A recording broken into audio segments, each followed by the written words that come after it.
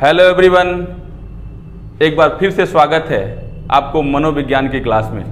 आज हम लोग देखते हैं अधिगम अक्षमता क्या होती है। आज हम लोग पढ़ेंगे अधिगम अक्षमता के बारे में। पिछली वीडियो में हम लोगों ने पढ़ा था अधिगम की परिभाषा, तो आज पढ़ेंगे अधिगम अक्षमता। अधिगम का मतलब होता है सीखना और अधिगम अक्षमता का मतलब होता है असमर्थता, या इसको हम शक्तिहीनता भी कहते हैं ना।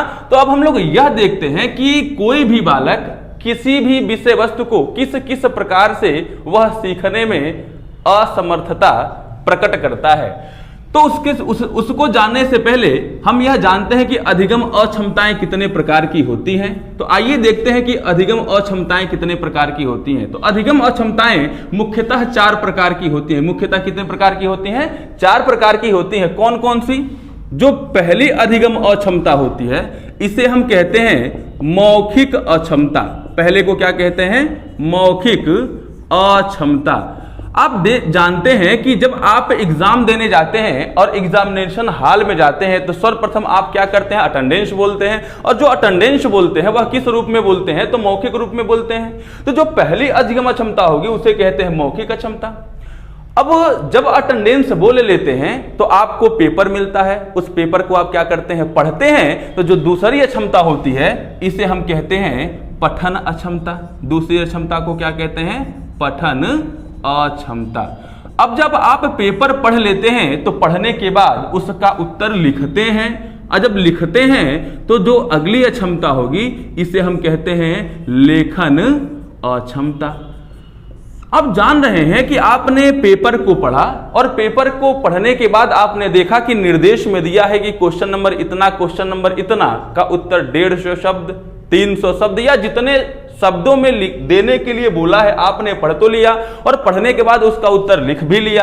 और लिखने के बाद यह चेक करते हैं कि जितने शब्दों में उत्तर देने के लिए कहा था उतने शब्दों में मैंने उत्तर दिया कि नहीं दिया। मतलब ये कि आप लिखने के बाद गणना करते हैं शब्दों की। तो जो अगली अक्षमता होती है इसे हम कहते हैं गणित संबंधी अक्षमता। कौन सी अक्षमता कहते हैं? गणित संबंधी अक्षमता। आपने देखा कि अधिगम अक्षमताएं मुख्यतः 4 प्रकार की होती हैं। अब यह जो मौखिक अक्षमता है, जो पठन अक्षमता है, जो लेखन अक्षमता है और जो गणित संबंधी अक्षमता है, इन अक्षमताओं के अंतर्गत कौन कौन सी अक्षमता पाई जाती है आइए थोड़ा सा देखते हैं। यह जो मौखिक अक्षमता है इसके अंतर्गत मुख्यतः 2 प्रकार की अक्षमताएं पाई जाती हैं। जो पहली होती है इसे हम कहते हैं अफेजिया। क्या कहते हैं? अफेजिया।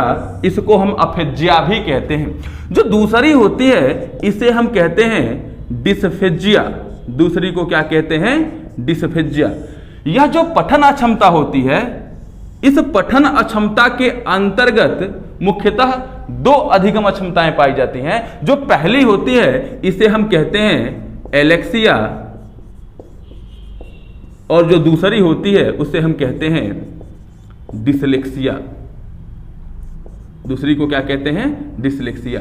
यह जो लेखन अक्षमता होती है इसके अंतर्गत भी मुख्यतः 2 प्रकार की अधिगम अक्षमताएं पाई जाती हैं। जो पहली होती है इसे हम कहते हैं अग्रेफिया, और जो दूसरी होती है इसे हम कहते हैं क्या? डिसग्राफिया। क्या कहते हैं? डिसग्राफिया। यह जो गणित संबंधी अक्षमता होती है इसे हम डिसकैलकुलिया कहते हैं। क्या कहते हैं?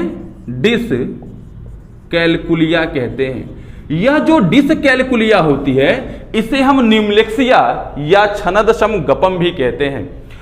अब यह जो डिसकैलकुलिया होती है इसके अंतर्गत मुख्यतः 3 प्रकार की अधिगम अक्षमताएं पाई जाती हैं। जो पहला होता है इसे हम कहते हैं लेक्सिकल डिसकैलकुलिया। क्या कहते हैं? Lexical dyscalculia.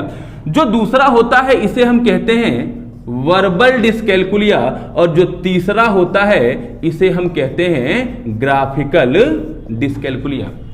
मित्रों, बहुत बार एग्जाम में पूछा गया है कि एक बच्ची जो कक्षा 5 में पढ़ती है, किस क्लास में पढ़ती है? 5 में पढ़ती है, और वह लिख नहीं पाती तो वह किससे ग्रसित है? वह लिख नहीं पाती तो वह किससे ग्रसित है। और हम लोग क्वेश्चन में देखते हैं कि लिखा रहता है एक बच्ची जो कक्षा 5 में पढ़ती है और जब 5 में पढ़ती है वह लिख नहीं पाती, तो हमको लगता है कि पढ़ रही है कक्षा 5 में तो यह पठन अक्षमता होगा, तो हम लोग मार देते हैं या तो एलेक्सिया या तो डिसलेक्सिया। 5 में पढ़ तो रही है लेकिन क्या नहीं कर पा रही है, वह लिख नहीं पा रही है, इसलिए वह किस अधिगम क्षमता से ग्रसित होगी, तो वह लेखन अक्षमता से ग्रसित होगी। और लेखन अक्षमता के अंतर्गत कितनी अक्षमताएं?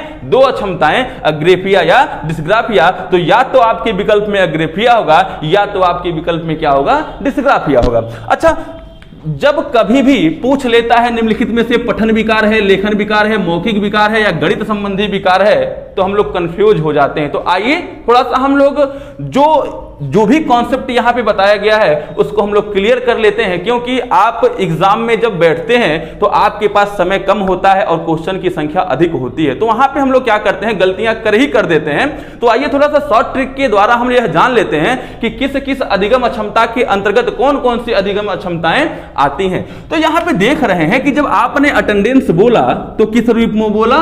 मौखिक रूप से बोला। तो मौखिक रूप को क्या हम बोल लिख सकते हैं? बिल्कुल लिख सकते हैं। यह जो पठन अक्षमता है, इस पठन अक्षमता को क्या हम पढ़ लिख सकते हैं? बिल्कुल लिख सकते हैं। लेखन के नीचे क्या हम लिख सकते हैं? लिख सकते हैं। गणित संबंधी अक्षमता के नीचे हम क्या लिख सकते हैं कि गणना कर?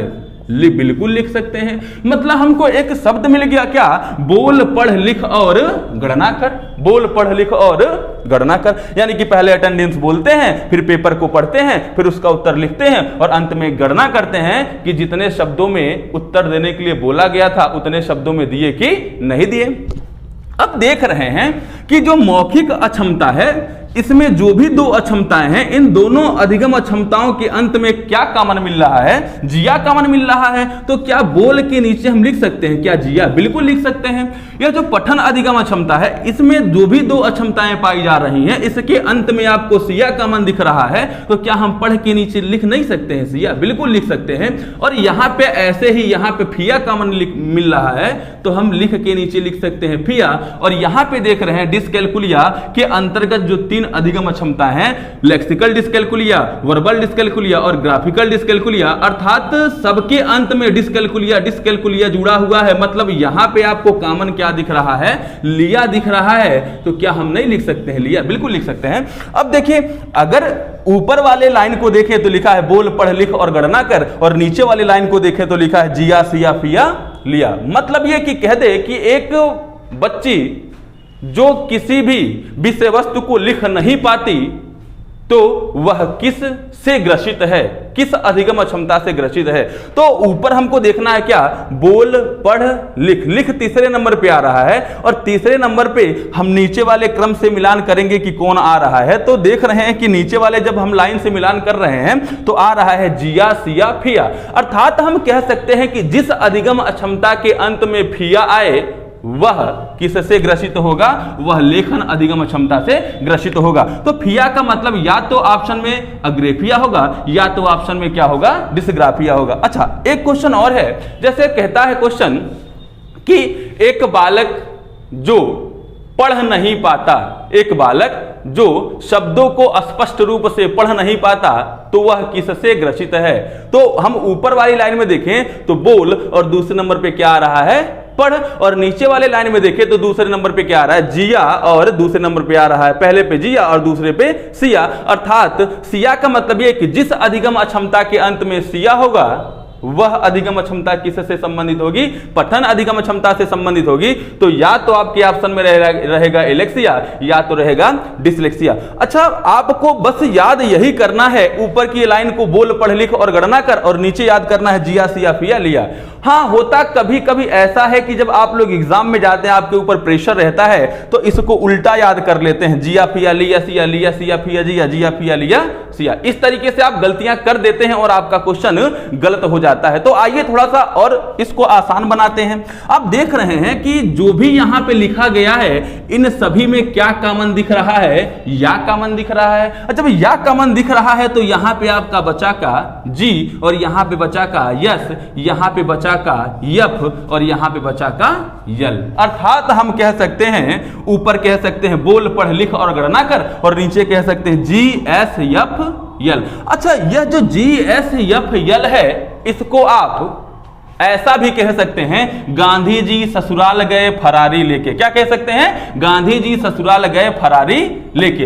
अब देखिए, अब क्वेश्चन अगर आए कि एक बच्चा जो गणित के प्रश्नों को सॉल्व नहीं कर पाता तो वह किससे ग्रसित है? एक बच्चा जो गणित के प्रश्नों को सॉल्व नहीं कर पाता तो वह किससे ग्रसित है? तो आप ऊपर वाली लाइन में देखेंगे तो क्या देखेंगे? बोल पढ़ लिख और गणना कर। मतलब सॉल्व नहीं कर पा रहा है तो गणित संबंधी समस्या है, और चौथे नंबर पे गणित संबंधी समस्या आ रहा है। और नीचे वाली लाइन में देखेंगे तो क्या देखेंगे? गांधी जी ससुराल गए फरारी लेके। मतलब लेके यानी कि एल आया, और जब एल आया तो एल से हो जाएगा क्या? लिया। मतलब अधिगम अक्षमता के अंत में क्या जुड़ा रहेगा? लिया जुड़ा रहेगा। मतलब वह अधिगम क्षमता कौन सी होगी?